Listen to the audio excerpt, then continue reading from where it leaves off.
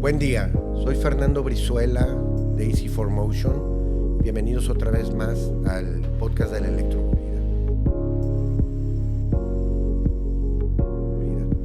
El día de hoy tenemos a Mariana Bulos, la cual es una especialista, ¿sí? En la parte de electromovilidad. Nos va a platicar mucho de todos los proyectos que ha hecho y en donde ha estado metida. Bienvenida, Mariana. Muchas gracias, Fernando. A ver, ¿en qué podemos aportar? Vas a poder aportar muchísimo. Platícanos un poquito, Mariana. ¿Quién es Mariana? Mira, yo pues nací en el estado de Hidalgo. Me fui a estudiar a la universidad a Ciudad de México. Estudié matemáticas aplicadas. Estuve trabajando en consultoría, ONG, sobre temas de movilidad. Y posteriormente me vine a Jalisco, a la Secretaría de Transporte, a trabajar temas de transporte. Llevo ya casi 6 años en este tema y finalmente hice también una maestría en ciencia de datos acá en Jalisco. ¿Qué le nace a Mariana meterse al tema de la movilidad? Porque lo que me platicas es matemática. Sí, soy matemática. Sí. ¿Dónde nace eso? Mira, te voy a contar, fue una cosa como muy extraña, pero yo iba con mi papá a Ciudad de México desde chica, muy seguido, y siempre me llamó la atención, en principio, la Ciudad de México, por todo lo que implicaba a comparación de la ciudad en la que vivía, pero siempre fue como un tema el transporte, ¿no? Entonces, siempre la movilidad acababa siendo un tema con mi papá, que si el tránsito pesado, que si el metro, que si no sé qué. Entonces, como que desde ahí yo creo que me entró algo, como un chipcito, se me prendió en la cabeza. Y ya posteriormente, cuando estuve en la universidad, en la escuela, habían varios proyectos de simulación, de temas como que implicaban qué pasaría si mueves estas variables y tal. Y no me preguntes por qué, siempre lo centraba en algo de transporte, ¿no? En algo de movilidad, que si el metro, que si el metrobús, que si las bicis. Y finalmente mi tesis fue de las bicis, de ecobicis, del sistema de bicicletas públicas de la Ciudad de México. Sí, me platicaste de tu tesis. El sistema de ecobicis, por lo que pude investigar, abarca 70 kilómetros cuadrados de la zona de la Ciudad de México. Tiene 678 estaciones, más de 7,500 bicicletas y 130,000 membresías. Pero platícanos un poquito en el tema de sustentabilidad, de mundo verde, Claro. la implementación de las bicicletas en la Ciudad de México. ¿En qué ha impactado? Mira, en realidad es que a mí me llamó mucho la atención el tema del modelo de la bici pública. Desde que yo estaba en la universidad se empezó a implementar este sistema en Ciudad de México, que fue la pionera en la República Mexicana sobre el tema. Sin embargo, hubieron muchas ciudades en el mundo donde ya eso era tema del pasado, ¿no? Entonces me metí a investigar y demás. Claramente la bici como un medio de transporte de movilidad activa. Me encantan a mí las bicis y en principio pues sustentable, un medio de transporte sustentable que ayuda a la salud física, mental, qué sé yo, muchas cosas. En particular, me interesaba saber como estadísticamente o un análisis como exploratorio de datos qué pasaba con los viajes en la Ciudad de México con un sistema de bicicletas públicas, ¿no? Entonces, más o menos la tesis se centró preciso en este análisis exploratorio, como ver qué tipo de viajes se hacían en la ciudad con este medio de transporte.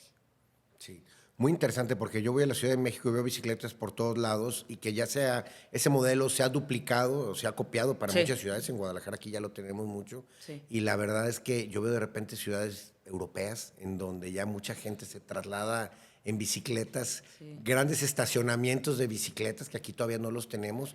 Eso. Y cambia mucho la mentalidad y la cultura y la gente, pues hay muchos que lo he visto que viven menos estresados, con menos ansiedad, más hacen deporte, Sí, de alguna claro. manera, con una mucho mejor salud. Entonces yo creo que es uno de los primeros pasos.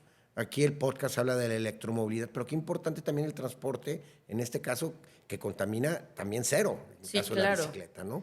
Y por otra parte, Fernando, también el tema de las bicis, o sea, en particular, este sistema empezó como un first last mile, como la primera última milla de los viajes, ¿no? Entonces, como que es un integrante, ¿no? Más del trayecto de los usuarios, ¿no? Entonces, en particular, se pensaba que la bici se podía usar en este sistema de bicicletas públicas como un medio que acercara al usuario de su punto de origen a un sistema masivo o semimasivo de transporte. Y del otro lado, también llegar a una estación o a un punto donde esté la parada, digamos, de un sistema masivo o semimasivo, y que dentro de ese radio de 300 metros, más o menos, se pudiera tomar un sistema sustentable de transporte como la bici, y de ahí llegar a tu origen final, que realmente es tu casa, tu trabajo, qué sé yo. Sin embargo, parte de, por ejemplo, lo que yo veía en la tesis es que esto sí se ocupa y sí parecen ser el tipo de viajes que resultan en los centros, por ejemplo, de negocios, ¿sabes? Pero no particularmente en las periferias. Entonces, en las periferias de las ciudades, que no son precisamente lugares donde haya trabajo, sobre todo, ¿no? Hay viajes mucho más largos y entonces sí implican unos trayectos más de 30 minutos, por ejemplo, ¿no? Y pues dado esto mismo, llego al comentario a decir que se empezaron a implementar nuevas tecnologías y entonces también ya se implementaron ahora las bicicletas eléctricas o bicicletas asistidas dentro del sistema, por ejemplo, de Ecobici, porque precisamente se dieron cuenta que la gente empieza a hacer trayectos más largos, no únicamente de la última y primera milla. Fíjate qué interesante, nunca lo había podido atar las dos cosas, pero sí el tema de la electromovilidad con los automóviles y todo lo demás, y la bicicleta, Sí. y por ejemplo en este caso aquí también el tren ligero, todo lo demás, Sí. son algo que no son competencias, hacia al contrario, sino se suman los dos, como tú bien Preciso. dices, de tu casa me voy a a un estacionamiento donde el día de mañana tenga mi carro eléctrico cargando, que a lo mejor no lo tengo en la casa, a lo mejor lo tengo unas cuantas cuadras por diferentes circunstancias. Voy con mi bicicleta, lo recojo y entonces ya me transporto a otra parte o tomo el tren ligero o el metro o lo que sea, un complemento de lo mismo. Así es. Y preciso lo que tratamos de hacer dentro del mundo de la movilidad y quienes tienen como este gran poder de planear las ciudades y demás, es incorporar muchos más centros de transferencia modal, ¿no? Que precisamente ocupe como todas estas opciones que son tanto medios sustentables, no motorizados, motorizados, eléctricos, transporte masivo, semimasivo, donde realmente se puedan hacer como estos nodos, ¿no? Sí. Me habías comentado que participaste durante tu época laboral también con el Instituto de Recursos Mundiales. Por lo que leí, me comentaste, estuviste en algunos proyectos en México y en otros proyectos en el extranjero. Sí. Platícanos de esos proyectos. Sí, claro. Mira, estuve en WRI, que es una ONG, y esta organización se encarga de apoyar como a los gobiernos en este caso nos tocó Colombia, asistir a Colombia, o también aquí en Nuevo León, en Sonora, Ciudad de México, para ver cómo se podrían empezar a implementar estos corredores eléctricos de buses 100% a baterías, ¿no? Esto fue ya hace más de unos 8 o 9 años aproximadamente, y pues estaba, lo voy a decir así, que no es exactamente, pero estaba el mercado un poco en pañales, ¿no? En realidad, y creo que es algo que muchos expertos del tema de transporte decían, pues la movilidad eléctrica no es nueva, ¿no? Porque al final el tren, el metro y demás llevan muchos años recorridos ya. Sin embargo, el tema de ocupar vehículos con baterías 100% eléctricas, donde la autonomía sea 100% eléctrica, sí era algo nuevo para el mercado. Entonces, en este caso, Medellín nos pidió como asesoría y acompañamiento para poder empezar con las bases de licitación de lo que sería su primer corredor de buses 100% eléctricos. Y a partir de ahí empezamos a hacer como como talleres, empezamos a conocer a los proveedores que había en el mercado o que se podía contabilizar para el mercado latinoamericano, que eran pocos, en realidad es que no eran tantos, y empezaba muchísimo pues, del mercado chino, ¿no? Entonces empezamos como que a ver, conocer a los diferentes proveedores, conocer los tipos de baterías, conocer los tipos de equipos y sobre todo entender la diferencia que existía en solamente el cambio de tecnología a cambiar la operación con una nueva tecnología, ¿no? Que son cosas bien distintas. Y preciso creo que aquí sí fue como un aprendizaje de todos lados, tanto de la parte del gobierno de Medellín, la parte de los privados y nosotros también como entrando a este mundo que, como decía yo, era apenas los primeros pasos que se estaban tomando en América Latina, más allá de Santiago de Chile y demás.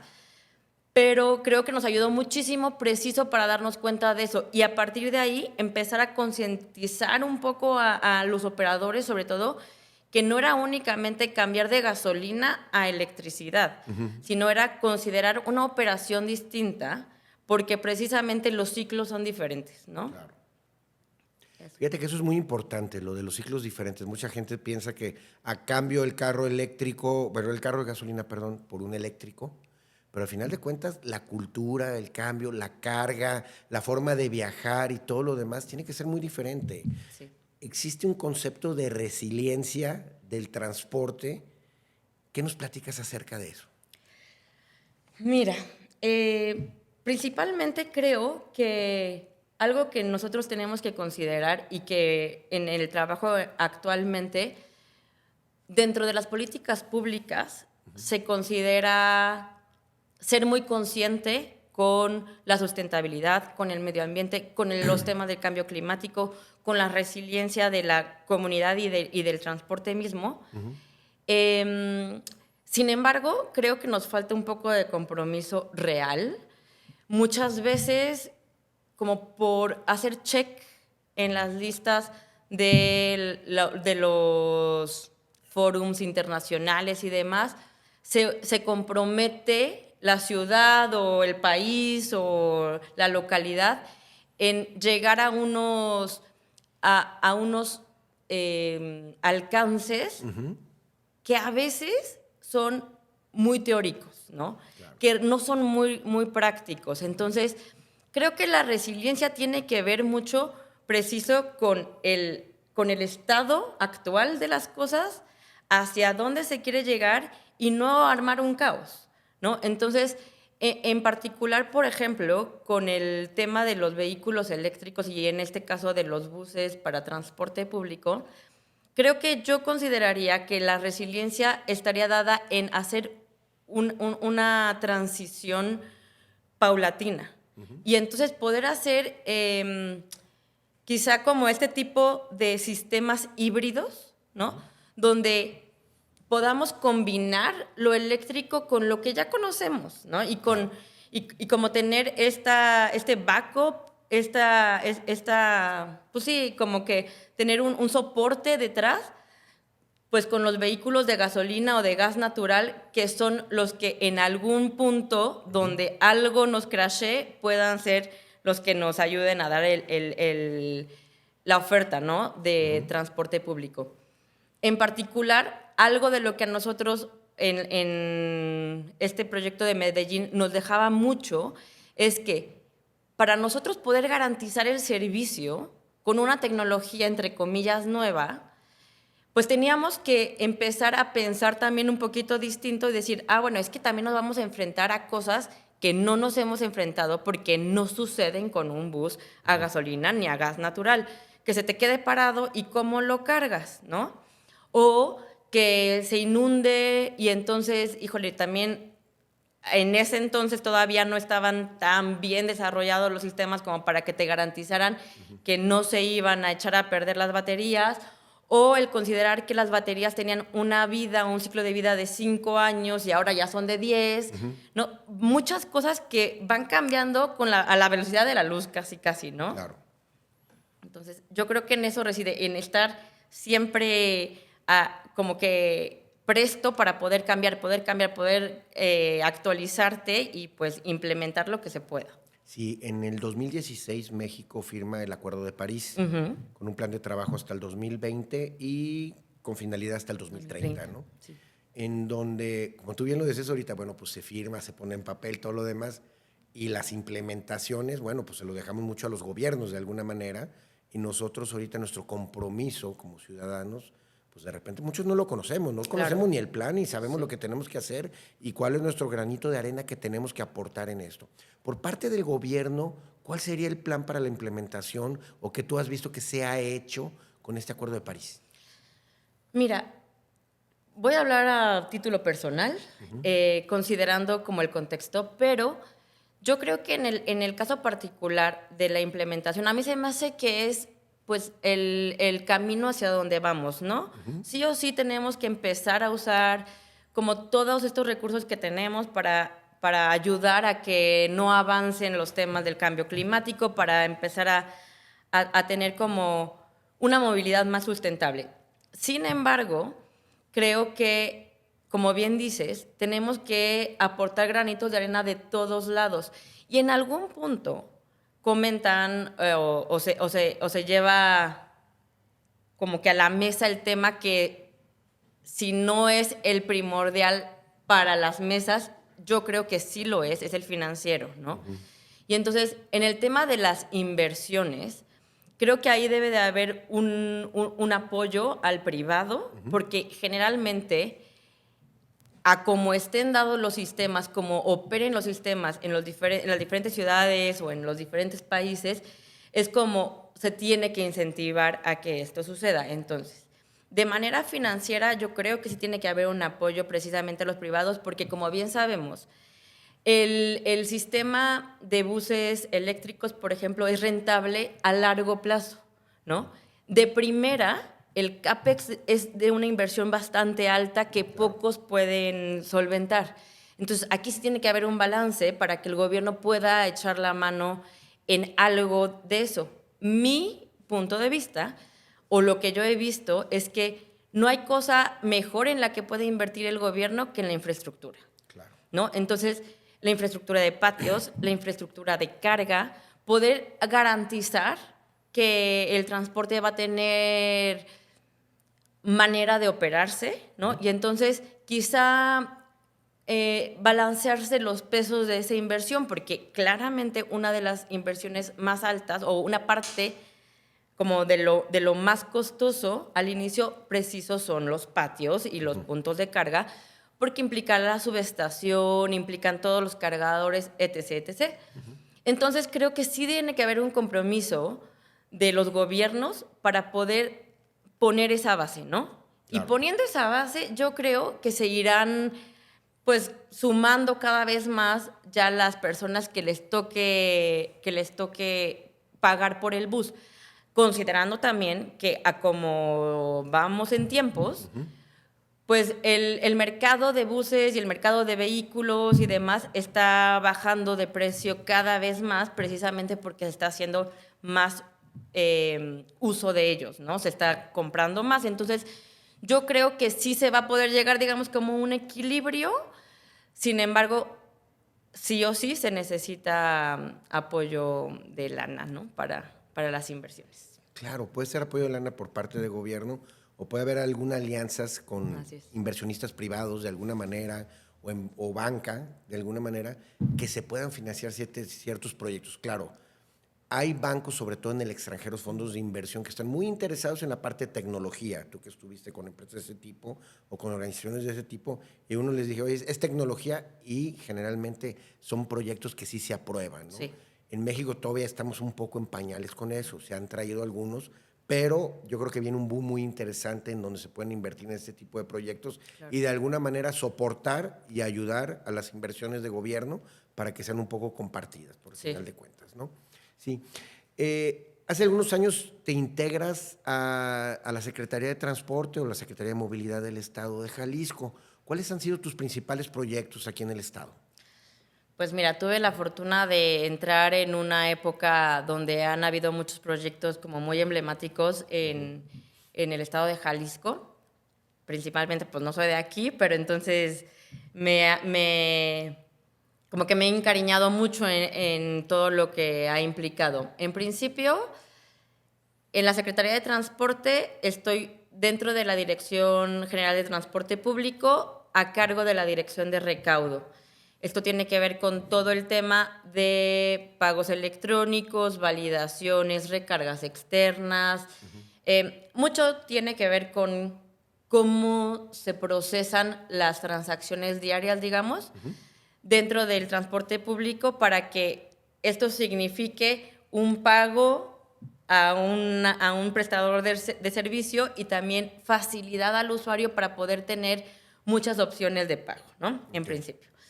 Dentro de la Secretaría, pues para que esto funcione, se han hecho muchísimas cosas y normas técnicas, un fideicomiso maestro que es el que mueve ahora sí que todo el recurso de los usuarios para el pago del transporte público.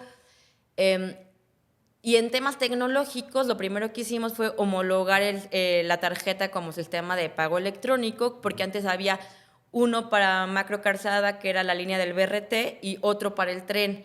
Lo primero que hicimos fue homologarlo, y actualmente no solo estos sistemas se pueden pagar, sino se pueden pagar las 3 líneas del tren, se puede pagar las 2 líneas de BRT, que es macroperiférico, macrocalzada, se pueden pagar todas las rutas del sistema concesionado de transporte. Es decir, tenemos un sistema interoperable en toda el área metropolitana y ciudades medias, que incluye Puerto Vallarta, Ciudad Guzmán, Lagos de Moreno. Y en realidad es que también está Tepatitlán y hemos extendido a otros pequeños municipios donde se llega también con temas, por ejemplo, como el beneficio de mi pasaje, que es una modalidad distinta para perfiles preferenciales. Y pues bueno, dentro de esto también me ha tocado estar en la implementación del macroperiférico, que es el BRT que se hizo en toda la periferia, bueno, en una longitud de 42 kilómetros en el periférico.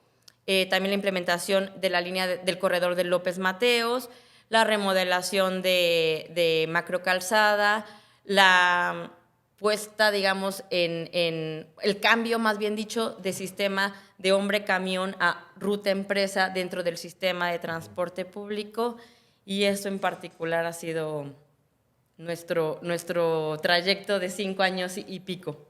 Sí, platícanos un poquito, por favor, del proyecto de Tonalá. Me tocó conocerlo en su debido momento y bueno, pues es un proyecto muy interesante porque creo que fue uno de los primeros a nivel nacional, ¿no? Ese es el tema, digamos, del proyecto que nos tocó a nosotros empezar desde pañales, ¿no? O sea, hacer las bases de licitación sobre la primera ruta de buses 100% a batería, eléctricos. Se planteó como una ruta social, ¿no? Una ruta que pudiera ayudar al usuario en el cierre de un trayecto. En particular, actualmente está desde la estación Periférico Norte hacia Tonalá y llega al Centro Universitario de Tonalá y hasta el aeropuerto, ¿no?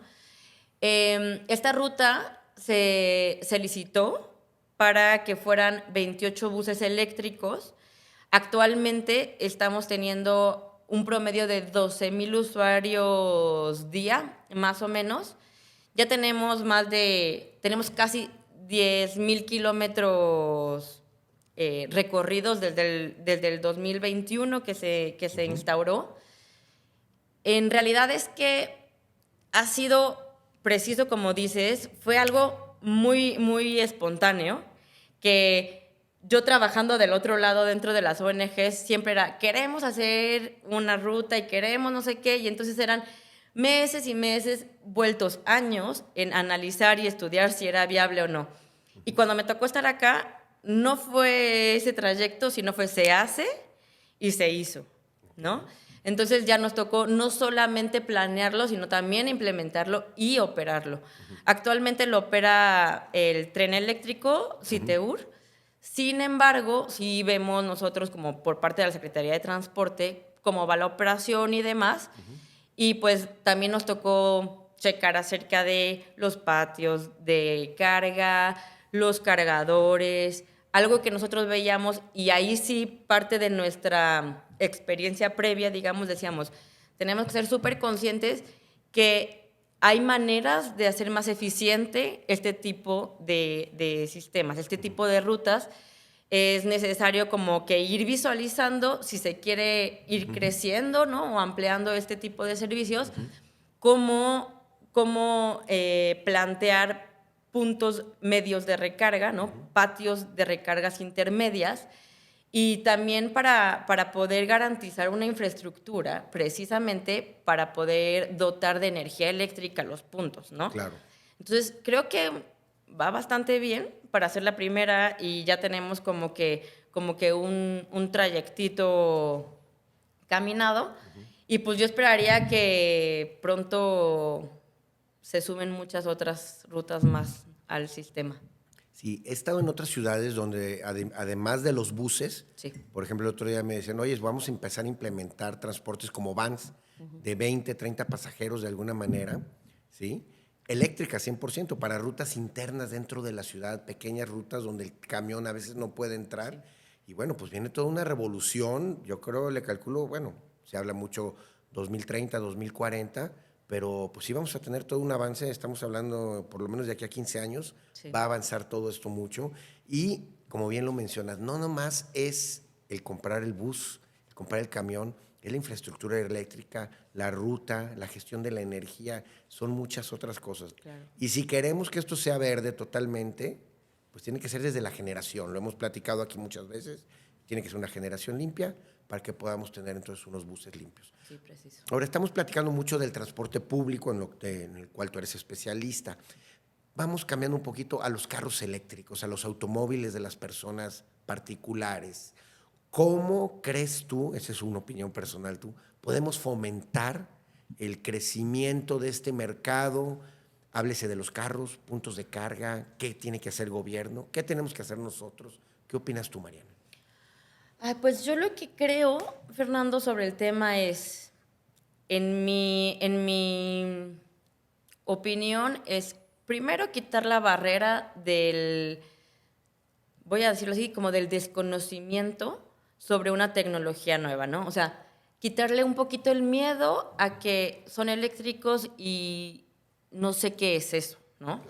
Entonces, claramente poder acercar al usuario de manera más fácil a este tipo de tecnologías, a poder probar cómo es manejar un carro eléctrico, qué implicaciones tiene, poder verlo, perdón, más tangiblemente. Por otro lado, sí o sí, el bolsillo se ve afectado, y entonces poder tener algunos incentivos económicos de cualquier lado siempre es una ayuda. Y por otro lado, vuelvo a lo mismo, idéntico que con el transporte público, se tiene que generar infraestructura, ¿no? Y entonces creo que ver el tema de la autonomía para mí es algo súper importante, ¿no? Y entonces, de que me vendan un bus que tiene 200 kilómetros de autonomía y me va a alcanzar solo para 3 vueltas, versus que me vendan un vehículo que me va a alcanzar con una sola carga para ir y venir a Ciudad de México, claramente que implica en mis decisiones de compra o no, ¿no? Sin embargo, si yo tengo la seguridad, ¿no? O la garantía, como tú decías al inicio, ¿no? De estos puntos intermedios de electrolineras, de puntos, por ejemplo, como se empezó a incentivar mucho en los centros comerciales o en las plazas como de usos mixtos, que habían cargadores como gratuitos, digamos, Sí. para quienes tengan un vehículo eléctrico, o que tienen preferencia en estacionamientos públicos y demás. Creo que es un buen incentivo. Sin embargo, no podemos quedarnos ahí, ¿no? O sea, tenemos que garantizar que esto sea mucho más accesible al público en general, digamos. Y preciso, creo que también el chipcito de qué tanto implica en la economía a largo plazo, digamos, el que cambiemos de tecnología. Y por otro lado, yo en tema personal, quizá lo único que me da más angustia es qué implica en refacciones, qué implica en el postventa, ¿no? Claro. ¿Qué necesito yo como comprador saber que va a necesitar mi auto dentro de 1 año, 2 años, 10 años? Porque pues claramente parece que a veces en eso todavía estamos un poco nublados en la visión, ¿no? Sí, como que nos falta más información desde ese punto. Por ejemplo, en la parte de refaccionamiento, el vehículo eléctrico tiene muchísimos menos elementos. Se Así habla de un es. 10 o 15% de los elementos que puede tener un carro a combustión.